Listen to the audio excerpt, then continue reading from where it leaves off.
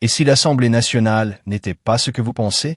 Et si, derrière les décisions officielles, se cachait une gestion plus proche d'une chefferie que d'une véritable démocratie?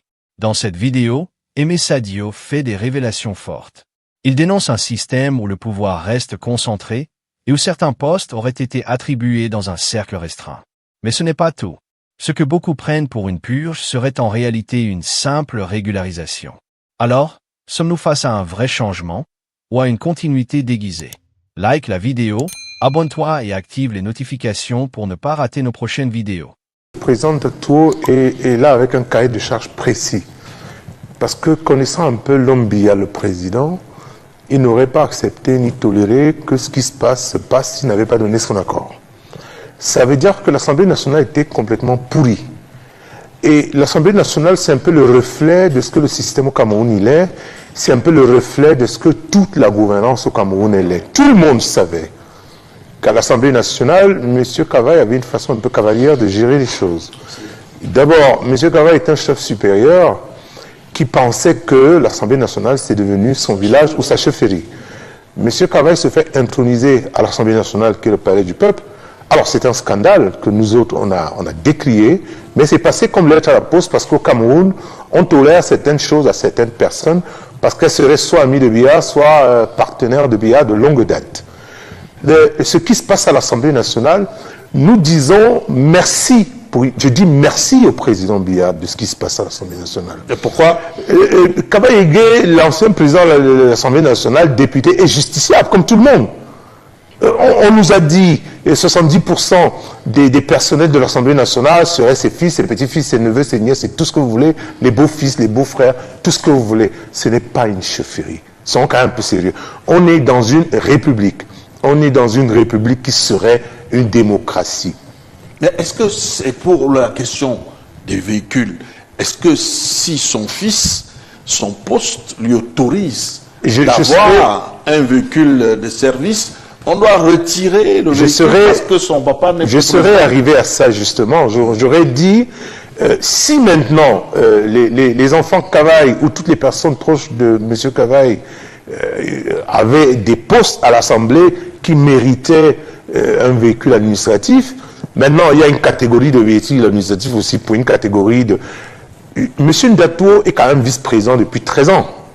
M. Ndato a dû voir passer des choses, des vertes et des pas mûres. Est-ce que M. Ndato était d'accord avec M. Kavaï? On dit d'ailleurs qu'ils étaient deux comparses pour la construction du nouveau palais de verre. Il se murmure dans les couloirs de Yaoundé que le nouveau palais de verre a été construit entre M. Ndato et M. Kavaï. Ils étaient deux comparses, deux copains. Maintenant que l'un est passé de second à premier, les choses ont changé et je dis... M. Ndato ne peut pas se comporter comme ça s'il n'a pas l'aval du président de la République. Il faut que les Camerounais le sachent. Hein.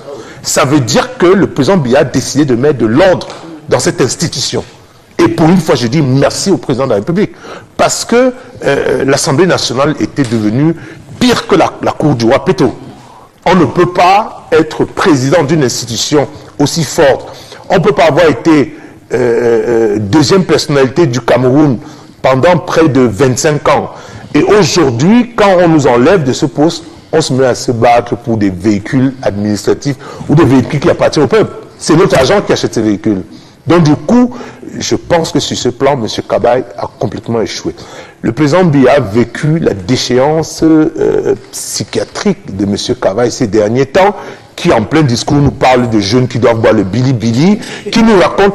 M. Kavaï était complètement en déphasage avec les réalités.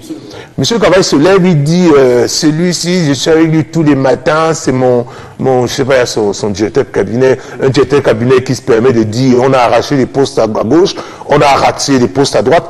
Est-ce que vous pensez que M. Ndato, vice-président, était d'accord avec ça? Ce qui se passe à l'Assemblée nationale, ce n'est pas une chasse aux sorcières, mais c'est régulariser le fonctionnement d'une institution aussi puissante que l'Assemblée nationale, simplement. Nous, on ne regarde pas ça en tant que chasse aux sorcières. On regarde que M. Ndato, bon, parce que vous savez comment ça se passe sur les DPC, c'est les enveloppes qui arrivent, c'est M. Ndato le prochain président, avec sa feuille de route. Et la feuille de route, il la respecte dans le sens que nous on voudrait.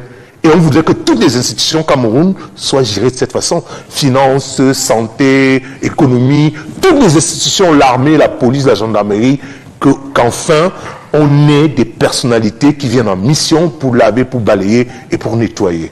Alors, Dr. Fridelanke, est-ce que c'est un véritable... Alors, qu'en pensez-vous? Réforme réelle ou simple façade?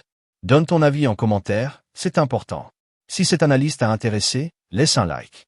Abonne-toi et active les notifications pour ne pas rater nos prochaines vidéos.